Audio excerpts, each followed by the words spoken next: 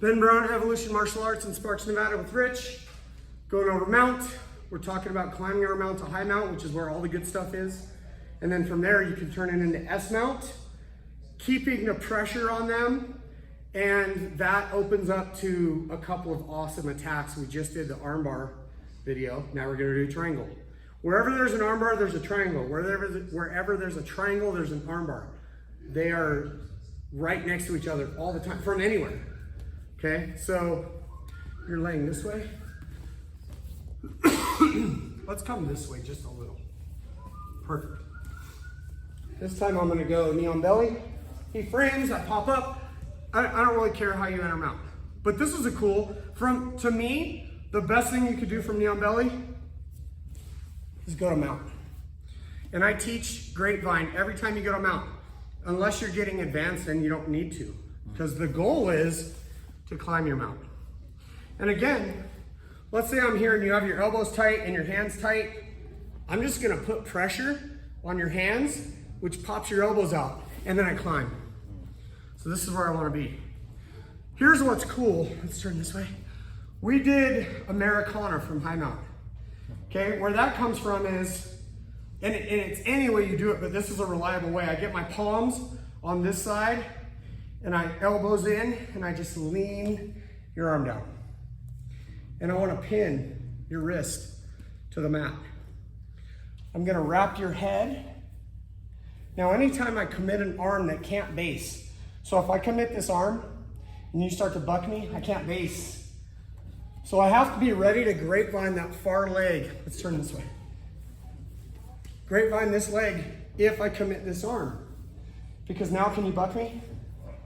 Can't, right? So it's just a good idea that when you commit an arm that can't base, because this arm can base, I can let go and base. But if I've committed this around his head, I can't. Let's turn this way now. Pinning, armpit.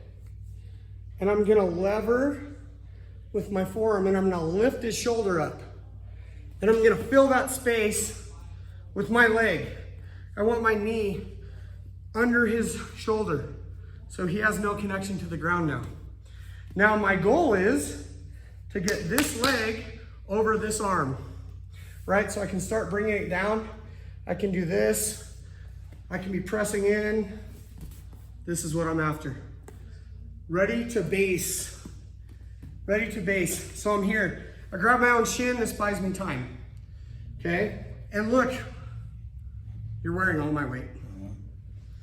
So this is where we want to get as deep a bite on his neck as we can. So I'm going to lean and I'm going to straighten this leg. And then I'm going to tighten that thing up. It's more effective than going like this because I want my knee back here. So I lift, I straighten. You see how my knee is at his ear now? Oh, so much worse. Let's turn this way. You might be able to see his face. It's very red already. And I'm trying to be nice to my friend. Now, our spines are kind of parallel. I actually want to turn this way. Much worse, right? Mm-hmm. Here, look, I can lean, I can close, and then a cool little finishing detail is I pop my butt up, and then I sit back. Pretty nasty. Mm-hmm. I mean, I don't have to do that. I can just squeeze. You okay? Yeah. This is hard to be the partner. But because it's only fair, you're gonna do it to me. It's only fair. You all right? Mm-hmm. Is your brain working? Yeah, we're good. I love that. Now pin it. See, like if you get in the habit of separating that arm when you go to mount, mm-hmm. you're gonna create so many opportunities. Mm. It's so good. Now reach my armpit. Grab my armpit with this hand. Oh, yeah, right. And then lever and fill. Yes. And then bring now your whole goal is, so you can let go of this now and base with it, right? So base, and what that does is that lightens this foot enough to lift it. Does that make sense? Now, lean on this hand and straighten this leg out there. You see how much deeper you just got? See that?